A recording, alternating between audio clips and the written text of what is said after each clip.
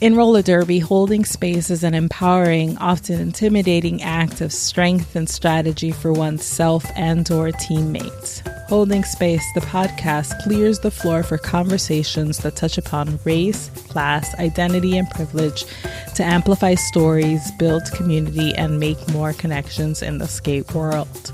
Expect lots of smart, dope skate people musing about life on and off 8 wheels and silliness. Can't forget the silliness that you never knew you needed and won't be able to live without.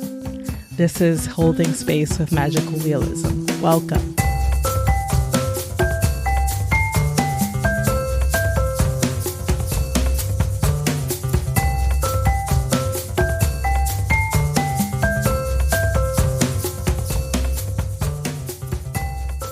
Hey y'all, so today's guest is none other than Queen Loseyateefa of Atlanta Roller Derby. I had an awesome time speaking with her all about her storied 15-year career and this past 2019 season as captain of the charter team, as well as what she has going on next season, which is pretty exciting. We also debuted 2 segments, Ancient Derby Proverbs and Who Said Dat? So stay tuned and enjoy. So I started in 2005. So basically I had a daughter, and then immediately following that, I just felt really lost. She was born in 2004, May of 2004. So 3 months after I had her, I saw an article about Atlanta Roller Derby, and I started sporadically coming to practices. At that time, there were no fresh meat programs. There was no intake process. So you just kind of came and practiced and learned and, scrimmaged until something happened. You didn't know what that would be. So I was just kind of skating with them until they decided to create a new team in 2006. Because at that time, seasons weren't long, right? Because Tanya Hyde, also known as Angela Ward, she started it here in Atlanta, and she was one of the first 12, the WFDA 12, I believe it is. So Atlanta was one of the first. One of the founding teams, founding leagues. Yeah, back then, That's you amazing. went around, you bothered your friends about joining, you chatted up people at bars, you saw someone in a grocery store that you thought sort of looked fit and cool, and you asked them if they wanted to skate. So it was just a different time then. But officially, I skated in my first games in 2006. So even though I was kind of tootling around on my 2 big skates for a long time, I didn't join the home team of the Toxic Shocks until the 2006 season. Initially, Atlanta had 3 home teams, and then the following year, they started a 4th home team because it just grew so quickly, right? So many people got interested after watching games, and so they started a 4th team called the Toxic Shock. So at their awards banquet for the previous season, that's when they announced who would be on the new team, and I was placed there. And then from there, I believe in 2005, they did have a travel team. They went to Dust Devil in Arizona and kind of realized, hey, we probably need to practice a little more or do something a little different because we're not as, cutting edge as we would like to be with this sport. And they kind of buckled down and started working really hard. At the time, what they came back and shared with us is that they felt like it was a culture shock to go to Dust Devil. And there were teams that were so good. Oh, that's interesting. Texas at the time, people running strategy, it was a very punk rock girl power initiative for Atlanta. But I don't know that there was a super big investment in learning the sport as well as they could have at the time. So I think going to Dust Devil and them being good skaters here locally and then getting that exposure to other teams really helped for us to realize what needed to happen. And that's why I've always loved the competitive play of, when it was regionals and now, playoffs, I love the competitive play of knowing what other teams are doing in their part of the world. Because it helps you to know, hey, this is what we need to be doing, or hey, what we're doing is great. Stop, start, and continue, I think is really important. And that's what we learned. Oh, it was a struggle though. I think we did learn early on that we had but in addition to the fact that we learned that we had a lot to work on, we struggled as a league to figure out what was our focus. Did we want it to be, hey, we're athletes, or did we want it to be more fun and audience engagement activities? And so that was the early struggles. Competitive. Yes, the competitive argument. Competitive versus entertaining, right? Exactly. Yeah. First of all, like just to like for people who aren't aware of Atlanta's league size, like how many players do you have in your league? And has that changed from like back in those days to now? I'd assume so. Oh yeah. I mean, in the beginning, it was like a tight 30, right? Mm-hmm. Friends, people you harassed in bars. But at that time when they first started, there were no requirements around attendance. There was no, you know what I mean? There wasn't that kind of structure yet because we were still struggling with figuring out what's it going to be? Is it going to be competition or is it going to be entertainment? As the league ultimately voted that, hey, we want to make it more competitive. We want to not play certain teams and be blown out. We can say, hey, it's fun to win and still try to balance fun activities through our home teams. So it was a struggle in the beginning, just trying to agree on the foundational piece of what our league would be. Right. How many of those of like that tight 30 are still actively involved in playing, such as yourself? So I wasn't in the dirty 30 at first, right? So I was like fresh meat at that time. But I would say of the ones still involved, I'm trying to think early on. I don't think any of the initial league members are active members. They still attend games throughout the season. So they're still supporting us in that way. That's wonderful. Social activities, certain league activities. But I think what happens is when you're the ground up team, so much work is carried on your shoulders that when you decide to retire, you truly need a break, right? You're ready. Yeah. Yeah, exactly. Because any process that needed to be built out, you struggled to write it, rewrite it, implement sponsorship. You were banging on doors early on and kind of figuring out how much do we need to charge? Who do we need to reach out to? What's our target demographic? They did so much work in the beginning. I think they're just tired. You know what I mean? They love it. And you see it like you see graduating from college. It's like, yeah, I went there. I'm an alumni. I'll go back for homecoming, but I don't want to be involved every day. In that like nascent period too is also really important because you want to make sure that someone's able to like accept that baton and the whole thing doesn't like fall apart, right? Because like, once the person becomes the production manager, then you don't want them to take all that knowledge with them and like them be the production manager and then that's it in that gaping hole, right? You got to train the people under you to make sure that actually lasts. No, it makes total sense. So I think when later people, and this is, I'm sure of all leagues, as later people come in, there's already a playbook for how you run bot production. You can improve upon what we've written, but you didn't actually have to create everything. Mm-hmm. So it's definitely a lot of labor that goes into being in the early development of a league. Growth, and real estate changes and rank, closures and that sort of thing. Has that impacted your league and in those decisions and those moves? I think the biggest thing that impacts our league, because it's a volunteer organization, is membership levels, right? Mm-hmm. So we vote on spaces or we make decisions based on the number of members we have at a time, but a lease is a long-term commitment. So if your league grows, great. If your league shrinks or if you don't sell as many tickets as you did at one time, you're constantly balancing between meeting your financial commitments and trying to grow the sport organically in our city, because every city is different with sport. How did you manage that organic growth? I think Atlanta, as far as the city goes, we try to be familiar to you, or we stick to the same parades. So our fan base, they're used to seeing us in certain places. We're active in the community, working with Habitat for Humanity. So we try to be stewards in our community, not just take.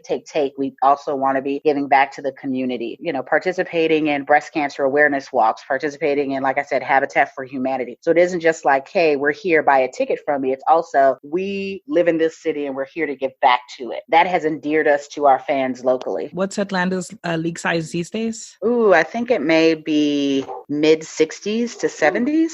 Okay. Yeah. That's great. Because membership is not just actively skating.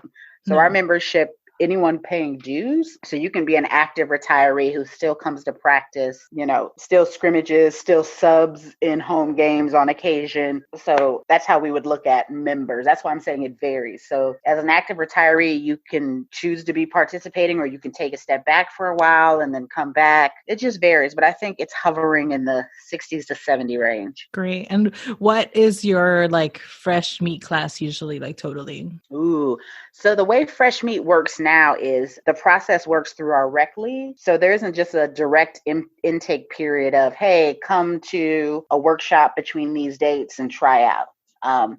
You're constantly needing to be involved, coming to endurance practices, going through the levels of our rec program. And then we'll run a tryout based on how people are progressing through the program. So the evaluations period kind of decides whether you'll be moved up or whether you stay in place and that sort of thing. And what is your draft size then? Oh, like I said, that would vary too. So sometimes it may be 2 people going into the draft. Sometimes it may be 5 or 6. Gotcha. So when is the start and end months of your season? Okay, so for home teams, I guess.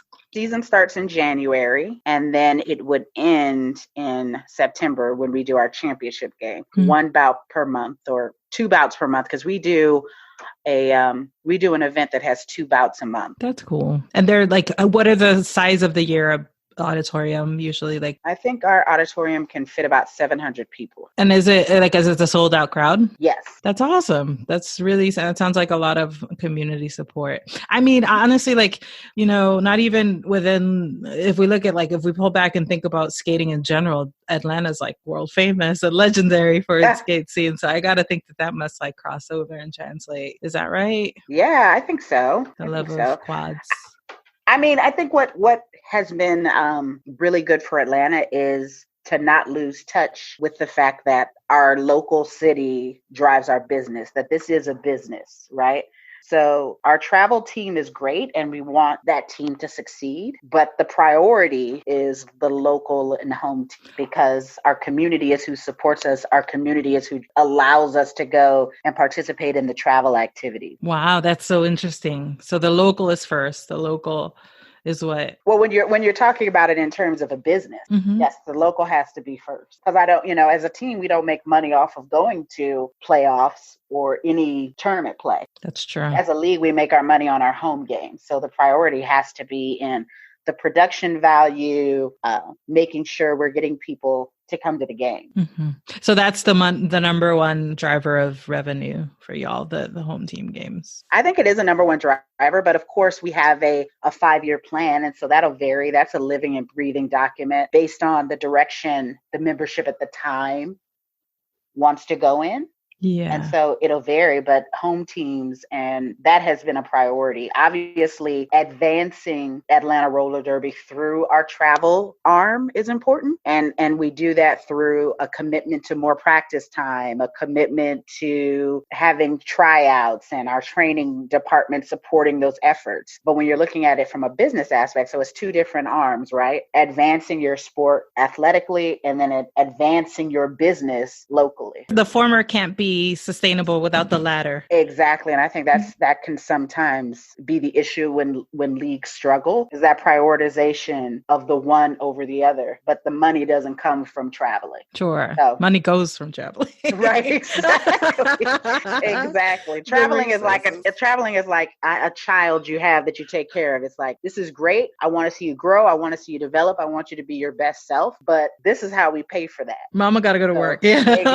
Exactly. So we need 100% participation in these home bouts. We need you interacting with our fans. We need you selling tickets and participating in PR events and prioritizing Atlanta Roller Derby locally. Are you still on your home team? No. So this last year, I didn't participate in a home team. I did travel team exclusively because I had recently come off being on the board of directors for many years, because I'm one of those people that feels like they have to be involved. Yeah. So I took a step back from the board, and then I I took a step back from home team so I could focus on travel team stuff, because this past year I had become the team captain. So I wanted to focus on that, and I didn't want to feel like I couldn't commit the time to that with my non-Derby life. As you mentioned, you were in the board leadership, been a part of WFDA leadership at any point? Because the Apex article that you wrote like made me feel like, gosh, like aside from the actual commentary and the content of your piece, I was like,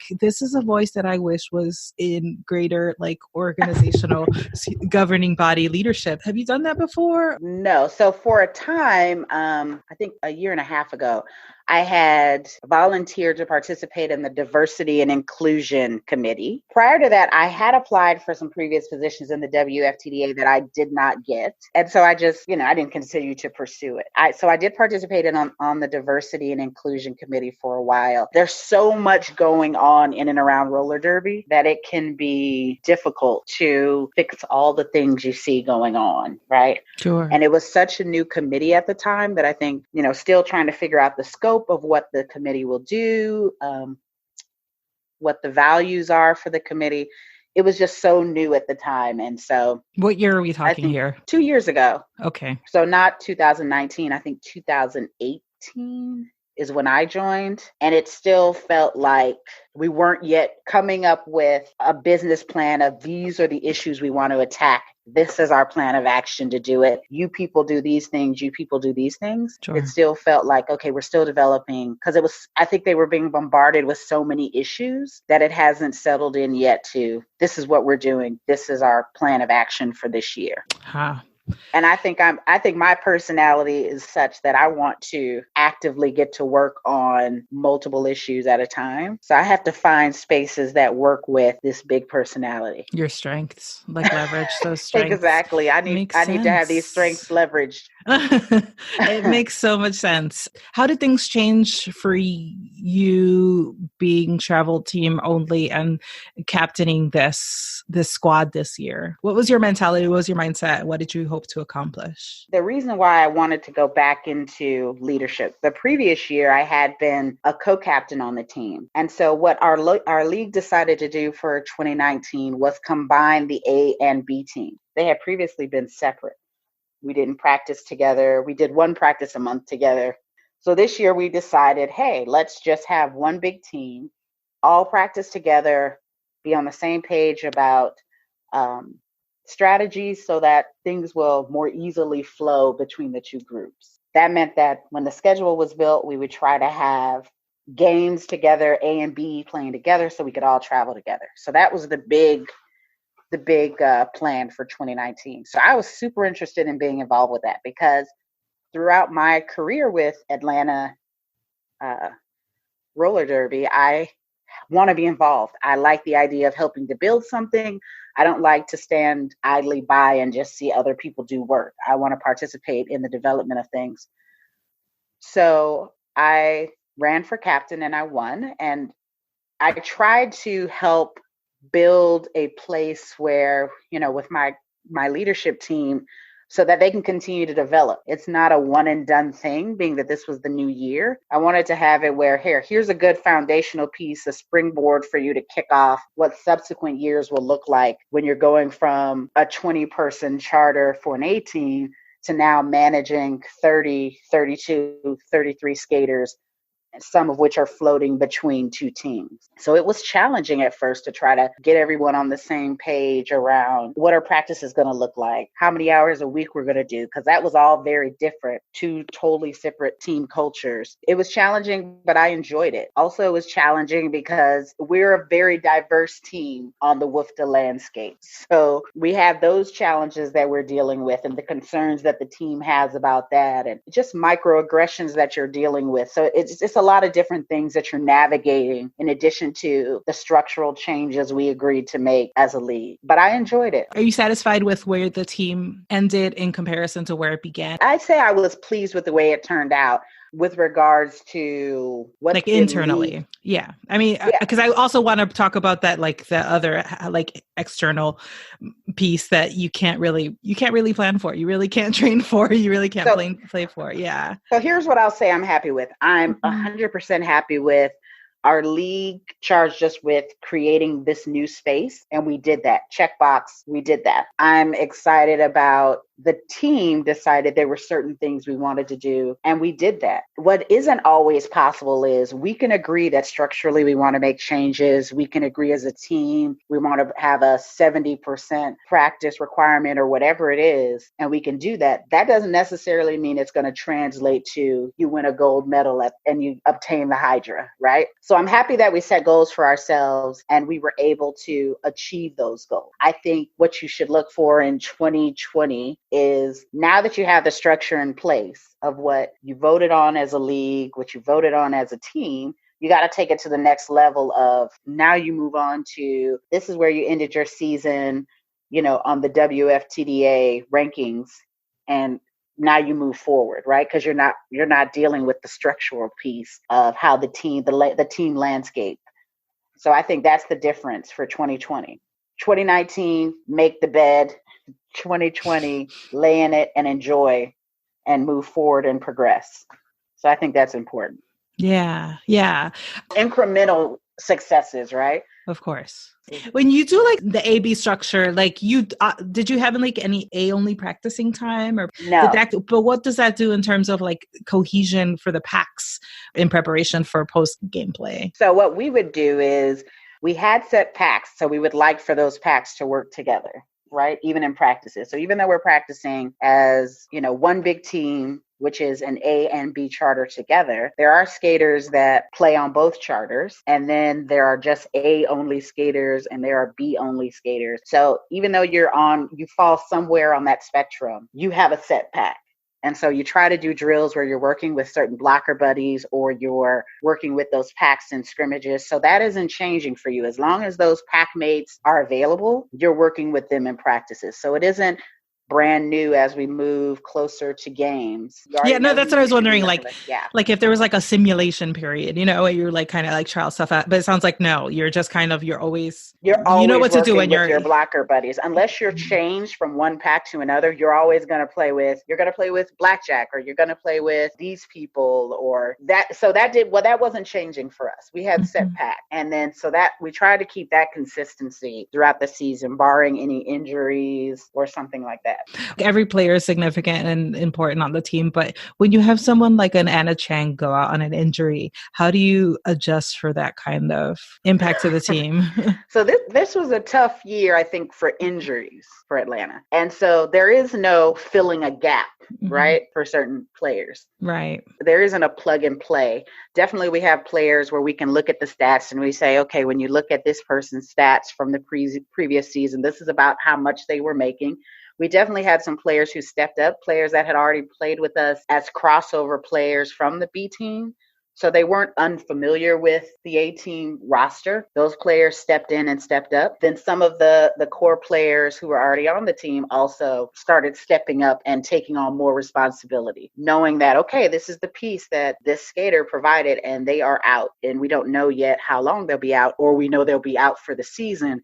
We'll need every one of you to make up the difference. And they did that for us. But again, I don't think you can look at a player and say, they just all bring something so different, especially if you have a diverse jammer pool or blocker pool. When a person steps out, you look to other people to say, enhance your gifts, give me a little more if you can, bring in new people and give them an opportunity to shine with more playtime or what have you. And that's all you can do is positively move forward with what you have. And Anna was consistently at practices, giving feedback to the jammer pool and trying to share best practices on what she does in certain situations. So that was really helpful too, is that the skaters that we had who were injured were engaged, right? They were present. And that makes a difference and makes people feel taken care of and invested in. Like you got to kind of like roll with the punches, like roller derby's so unpredictable. You could pick down like 3 blockers and exactly. You gotta be like, now what? So I guess it's like that, but like on a team level, right? On any time, it's like a player could be injured. A player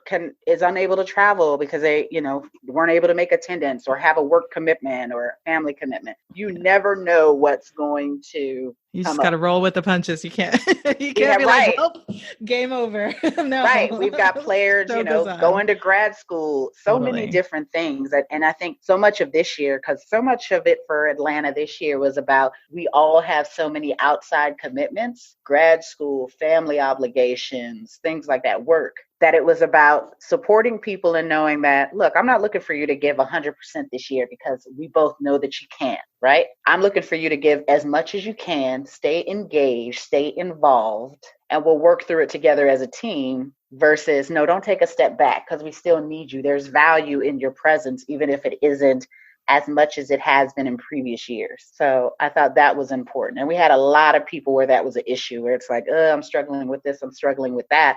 Should I just take a step back? And we're like, no, because there's more to you being a valuable player on the team than just your ability to skate for X number of hours a week next to us. So give us what you can until you can do better. As long as I know that you're keeping us informed and you are making an effort to do better, we will work with what we have and try to develop other skaters to cover space until other people are available. How do you adjust for the microaggressions and the external sort of variables that you have come across as such a diverse team in roller derby? Like, what kind of preparation goes into that aspect? Well, that's the thing. I think you can't prepare for microaggressions, right? It's always a punch in the mouth when something happens. Because I think the thing about being a person of color is I think we work really hard, and this is my experience, I can't speak for everyone, but I work really hard to walk into a room and not make an assumption about how you're going to interact with me. But as soon as you give me a tidbit of something, now my bristles are up, right? And so when you're talking about a team that has such a diverse charter, once that group of individuals' bristles go up, the way we can play is changed. The way I can engage in the sport is changed. So it is a factor. It's a strategy that's working against me that shouldn't even be present. So it's difficult. And we'll say all the things that every team will say, which is, don't let these things affect you. Don't let it get in your head. But this is our life. This isn't just roller derby, right? It doesn't end when we take our skates off. So it is frustrating. And we have to own that this is a real thing that occurs, not just in this space, but in the rest of the world. So I have to allow you to feel what you feel and let me know when you're ready to move forward and go into the next jam, or if you need to take a moment off. That's a reality for us. I can't just brush it off if I feel harmed by what's occurred. And so what prompted the piece that I wrote was the judgment that you get for people trying to say you should take a different stand for a certain reaction. What kind of stand? What does that mean? Like a different stand? What have you? I think, it was suggested that we should not participate. We should pull our team out. But again, that goes back to what we talked about earlier, which is this is a business. My league has made an investment in myself and every other player on this team. And we want to play. We are harmed by certain activities, but I'm not going to relinquish our opportunity because games get eliminated from, contention. We are still being judged or held accountable to these games. So we're going to play them. It's so complex. It's not a black and white issue of someone called you black 7-6. And so now my whole team pulls out of a tournament. That's just not what happens. We have a very big picture we have to look at and consider what's best for the individual player, what would they like, what action would they like for us to do, what's best for the team, and what's best for our league. It sucks that you have to make those kind of decisions in real time because presumably that's not even a part of the game. Like you shouldn't even have to be thinking about these kind of things. Right. But that's not different from the rest of our life. Right. I shouldn't have to think about these things when I go to a grocery store, when I go to the DMV. I shouldn't have to think about these or navigate these type of situations anywhere. So it's not surprising to me that these situations come up in this space. It's surprising to me when people think it's my responsibility to fix it if it goes off the rail. I can't fix it because this is something that's ingrained in you. This is a thought process. You're doing stuff on a subconscious level that you might not even be aware of. I can't fix it for you. All I'm trying to say is there needs to be some action taken on our behalf when these types of things occur, and we not be penalized when these things occur. It's just something that's so systematic and is, prevalent in every aspect of our life. And we come to roller derby and everyone is, it's so It's such a utopia. Everything is very idealistic here. It's I get away from my amazing. problems. I get away from everything in Exactly. roller derby. And that's something that we don't have Exactly. the privilege of. Yeah, no. Exactly. Chases There's us no here. room that I'm going to walk into. There's a lot of people who you can walk into a room and people don't know who you are. There's no room that I go into that no one knows that I'm Black. I am Black everywhere I go. So your reaction to people of color, that doesn't change just because I'm wearing a jersey and we all play roller derby. Whoever you were when you came to this space, that's who you are everywhere. So our situation doesn't change. I think what roller derby does a good job with, or a better job than most spaces, is that they're not afraid to confront the challenges or say out loud that this is a problem. That doesn't mean that we're good about necessarily fixing it or resolving it timely, but better than most spaces about at least calling things out.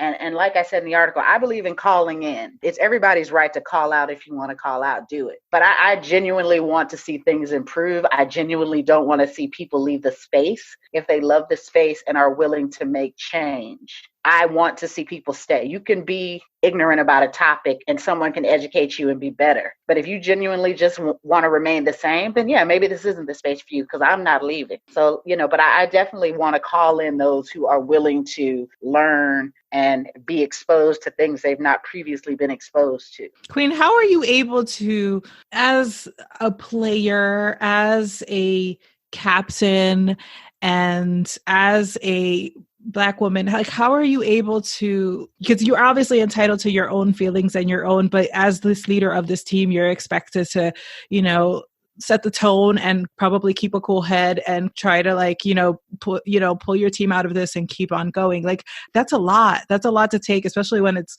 racism. Like, how are you able to, feel all of those emotions at once and be able to, do the thing or do all of the things? Well, I have to say, for me, I've been fortunate enough that my sister plays. So she's my touchstone, right? Who's your sister? Aphrodite is my sister. I did not know that. Yes. So I harassed her to join Atlanta. So for me, she's my sounding board, right? Because I can go from 0 to 100 in a second. And I am no saint. So when I talk about calling in, people have to call me in too. So we can be scrimmaging. And if someone yells at me, I forget that I'm your captain and I just see you attacking me, right? So I'm responding to that. And then she can come over and touch my shoulder or touch my forearm. And then I can come back to the space. What I want people to know is that I feel like personally, there are no people who are not problematic in some way. My issues are not racism. My issue is not transphobia. My issue is not certain things. But I got things I'm working on, and I have touchstones within the team who can say, hey, because they come from a place of love when interacting with me. So they can always say, hey, let's shake that one off. That wasn't great, right? Ultimately, I think the reason why I have been in leadership within Atlanta Roller Derby for the years that I have, not just captaining, but on the board, is because ultimately at the core of everything I do, I love Atlanta Roller Derby. I wanted to see that league be successful. I wanted it to grow. I wanted it to organically grow. I wanted to see people get better. I'm not there to take from the league. I'm not there to work my own agenda. Roller derby is not my business. I want to see this thing that my friend Angela Ward created grow and be sustainable. So whenever I get upset or whenever I'm frustrated about microaggressions, I have to remember, why am I here? I want to see Atlanta Roller Derby advance. I want this thing to be fun. And even if I'm a Daria personality, I can exist in this space and be successful, communicate my needs and be heard. And that's why I'm in roller derby, and that's why I'm still here. I have struggled with this idea that you have to bring a certain self to roller derby to be seen as valued. You know what I mean? You have to be loved. You have to be well liked. You have to be smiley. As much as I deal in feminism outside of this space, and women reacting with memes on, I can't believe this man told me to smile and I'll smile if I want to. You can see a lot of that in roller derby as well, right? I felt endeared to a person because, oh my gosh, so-and-so is so nice or whatever. People bring their whole selves to this space. And part of the reason for me that I have loved this space when I initially joined is that you could just be whoever you were, right? If you weren't harmful to people, you could be Daria, you could be anyone in this space. You didn't have to just be the cheerleader. You didn't just have to be, a certain body type or whatever. You could be whoever you were in this space and add value to the team, add value to the organization. So I'm all about, this is who I am. I'm a whole person and I struggle with things, but I bring a lot of strength to things as well. And I think as long as people interact with me and lead with love in their interactions with me, I will reciprocate that feeling, right? Even though I'm an introverted person who, is not super smiley and not necessarily outgoing, like super extroverted. Yeah, outgoing like certain individuals, right? Sure. Yeah. But I feel like I have made relationships in Derby that I will never let go of because they feel honest, they feel true. These are people who invested in me and wanted to see me grow. And so those I will value forever. And I think that's important that we recognize that this space is not unlike any other space, even like a work environment, right? Some people really care about your personal development. Some people care about seeing you get better. And then there are people who it's like, they want what they can get from you. And then they don't necessarily put the time into you that others do. You sure have said a word. I know. And also just that whole like niceness, like outward politeness is very fraught too, like that's some of the nicest. Well, it's stressful. It's stressful for me. And let me tell you, because sometimes some of the nicest people that put out a certain thing, they're not necessarily always the nicest. I was going to say, I've met some of the nicest racists, like the most polite, bigots in life. It's not even, no. And some of the people who have been most genuine to me were the people that I didn't necessarily think were my friends. And then they bring you these nuggets that you're like, I was very touched by what this individual said. That's right. Or they blessed me with something that I wasn't getting from people who maybe I thought I would have got that from. So it's like, don't make an assumption on what you're going to get from one person or another. Go into this just open, eyes wide open and listening, and you will get what you're supposed to get. You will get fed if you put yourself out there. But, I want people to be mindful of, that player on your team who's not necessarily smiling or not necessarily chatting up everyone doesn't mean there aren't things working behind those eyes. And it doesn't have to be, so-and-so never wants to do the blah, blah, blah. We all engage in different ways. So it's just see value in everyone on your team. And so I want to pivot a little to yourself as an athlete. And, you've kind of like talked about people who've helped you out with nuggets. Who have been your mentors and what at this stage in your athletic career do you feel like you're still struggling with or actively working on?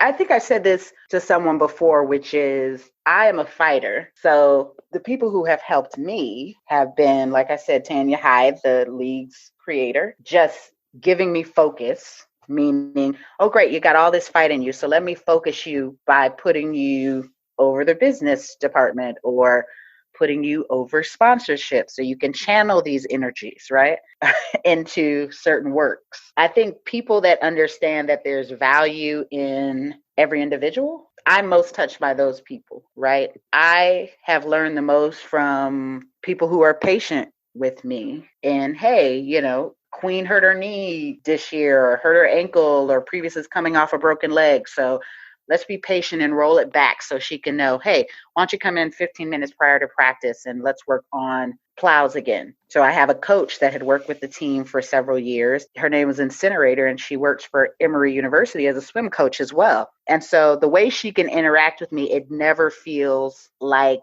a judgment of where you are. Just, hey, let me highlight some things I think you need to be aware of, and let's drill those things until you're back to where you were or better than where you were. I respond best to those types of individuals, me personally. And so I think Incinerator, Tanya Hyde, a local skater named Death Skull, she had been on the travel team for a while as well. Just certain skaters, and this is true in life, I'm sure you found this too. Some people just get your personality and they don't look at it and feel threatened by it, right? They can speak to you in a way, because, like I said, I'm a fighter. So some people want to come at me with fire because they feel like you're so strong that the only thing you will respond to is fire. But when you come at me with fire, we're gonna get a blaze. Right, you know what I mean? it's like, well, what are you looking to accomplish with a certain individual? Are you looking to get them riled up? Are you looking to get them to shut down? Or are you looking to, hey, let me tell you, and again, I think it goes back to, I care about you and I'm invested in your success. I respond to that. I don't respond to do it or else. Because like I said, I think my personality has just always been, I've been raised by strong women, and my personality is take no crap. It's not like a uncoachable thing or anything like that. It's just like I respond best to feeling like you care about me. I'm just one of those skaters. If I feel like you care about me, there's a genuine desire. What's the why behind what's occurring, right? I personally respond really well to those types of skaters. Because you've also mentioned you've likened ATL to a business, but you can't get transactional, because when you get transactional, then like you feel used and you feel like it's just making those personal connections. And there's like a quote from the movie The Departed where he says, I look at you and I think, what can I use you for? And so I respond to that type of coaching and always have, which is, I'm not looking for, oh, I can only deal with people who bring this to the table, or I only have jammers that are this body type or bring this to the table. I want to look at every piece that comes to the table and I want to say, how can I use you? But also, and use you for the team. But also, are you open to hearing this feedback,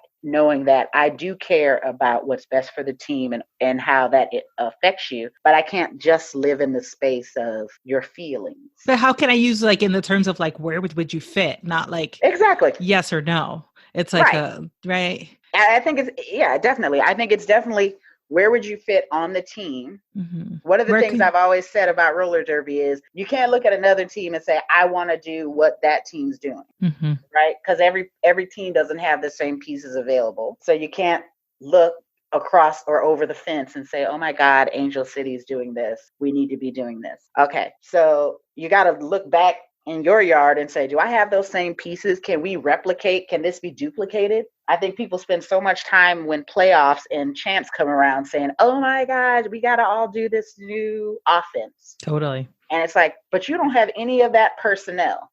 And so I do feel like in working in corporate America, that's one of the things I learned, which is I can't do what that department's doing. My personnel brings this level of education, this level of skill, this level of commitment. And so based on these things, this is what we can do today. And I think if you spend your time setting a goal of, I want to do what they did, without regard for, okay, you can't just say we're going to work out more. We're all going to join a CrossFit gym and we're going to automatically get those same results. Because do you have the same personnel? Does that personnel have the same skill level?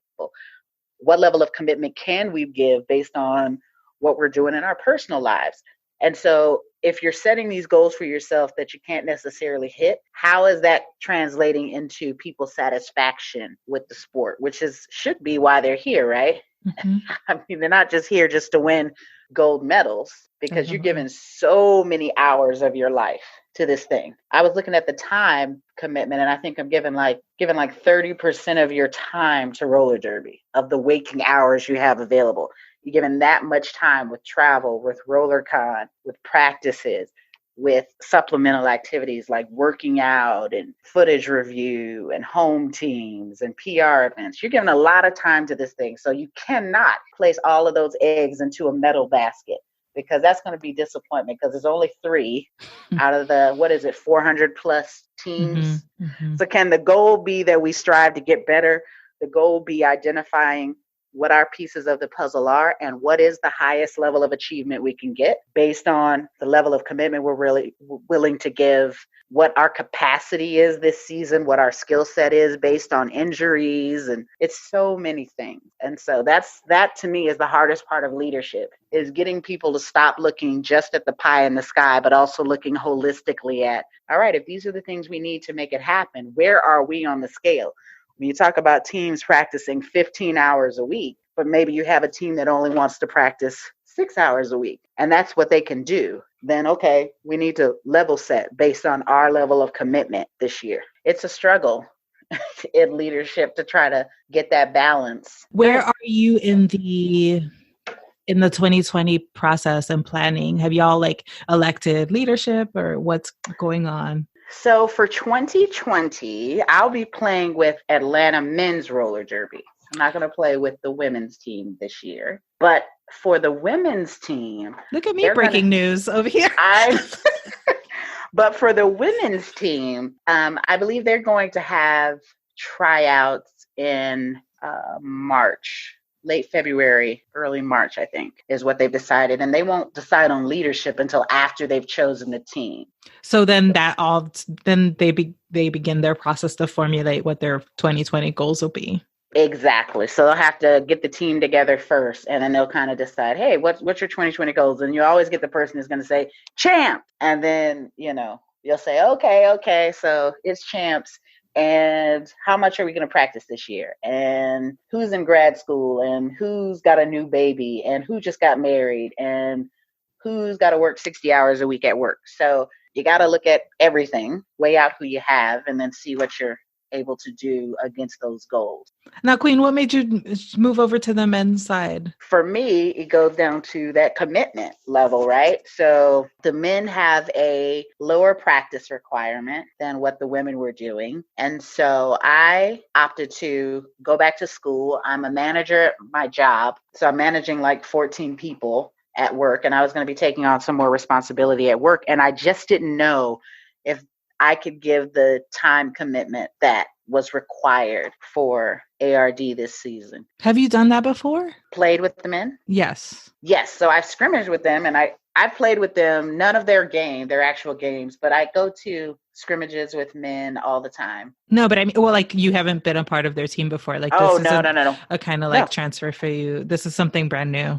This is something brand new, but also too, after having skated for so many seasons, I like the idea of keeping things fresh. Absolutely. And new. And of course, I could go back to ARD at some point, just feeling like, hey, that's my first true love. And I may go back, but I also like the idea of trying new things. You've been at this so long. You always wonder like how someone, your level of gameplay and at this level and, in your career, like how you're able to still challenge yourself. That's dope. I wanted to know, given that your ARD is such a diverse team, do y'all do anything different in terms of like recruitment, or is it like, was there any sort of deliberate planning or effort for that to be grown to like from our conversation already, I can tell that people's satisfaction and happiness, they stick around because like that's how you retain folks, because everyone is clearly like people vote with their feet sometimes in roller derby. So I feel like that you have so many like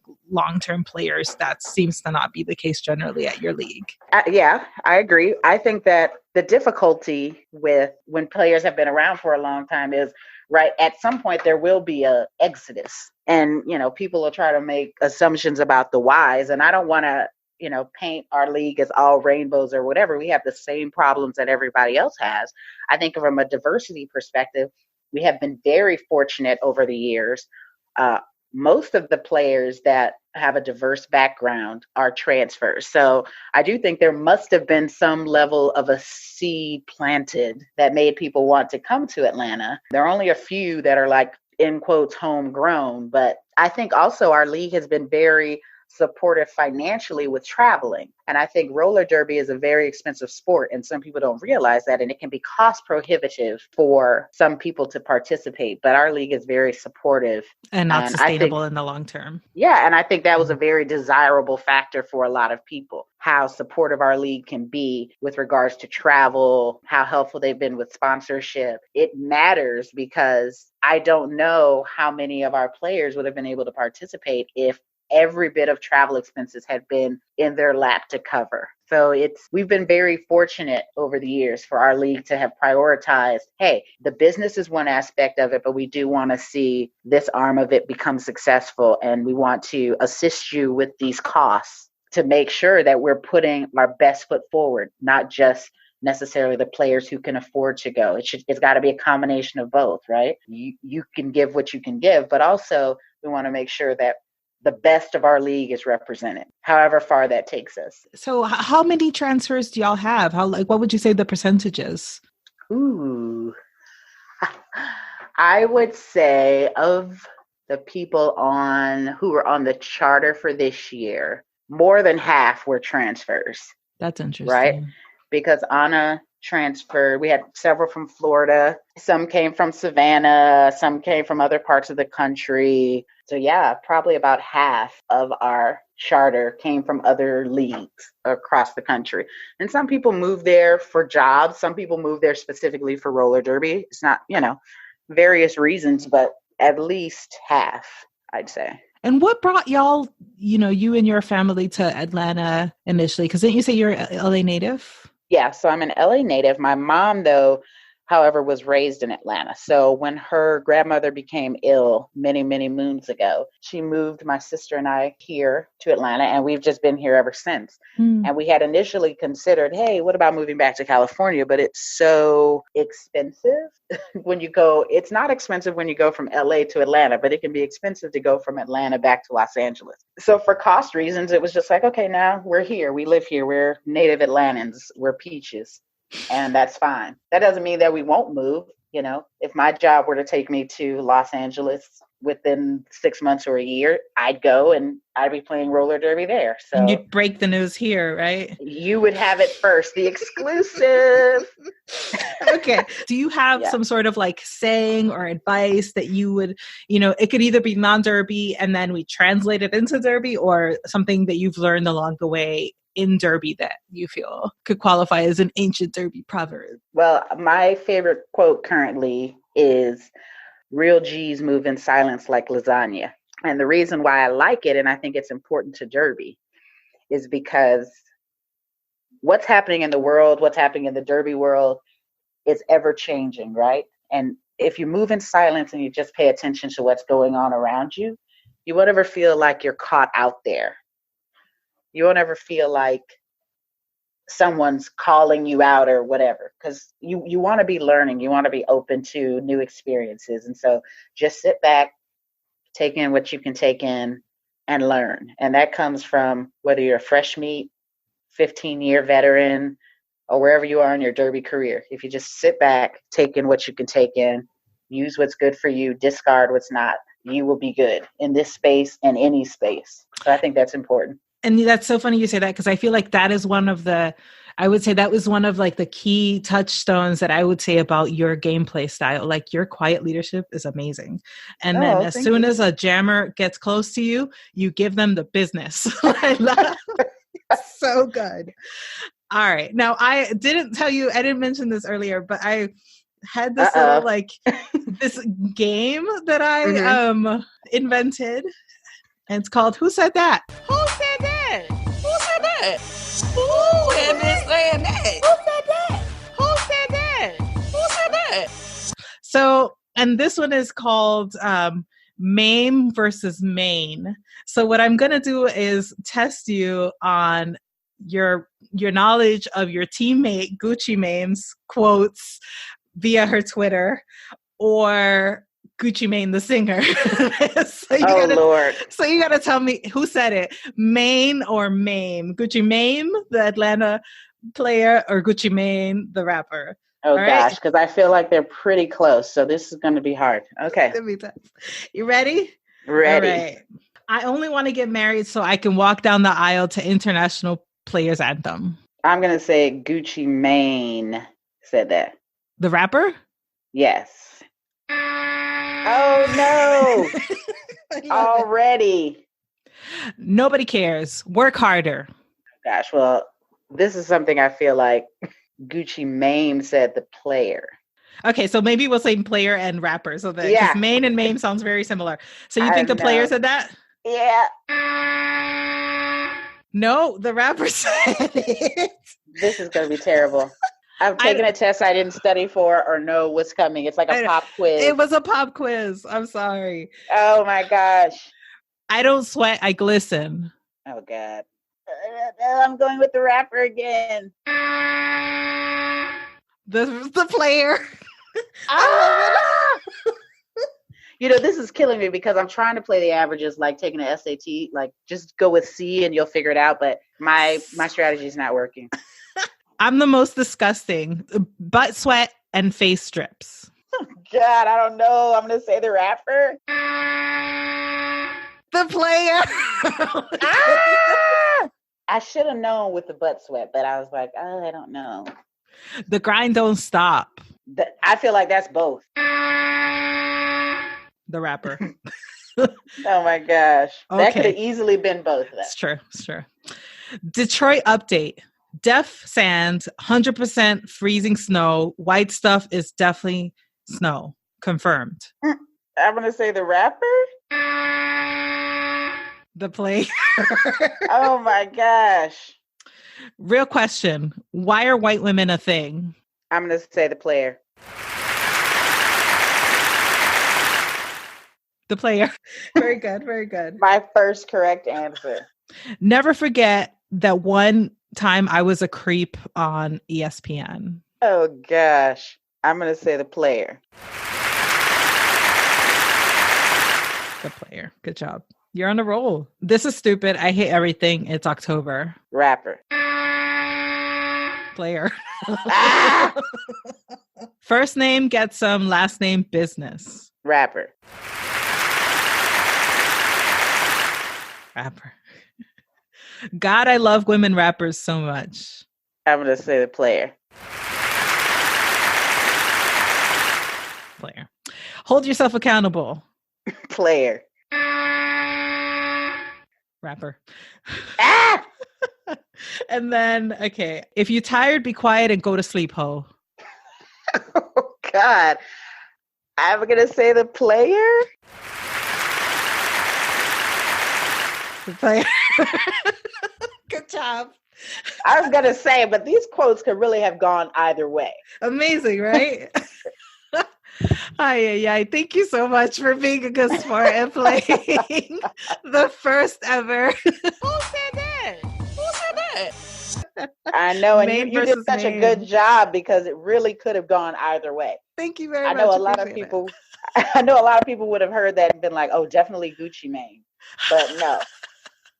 Well, I love that Maim is really living up to her namesake. Like she's so good. Right.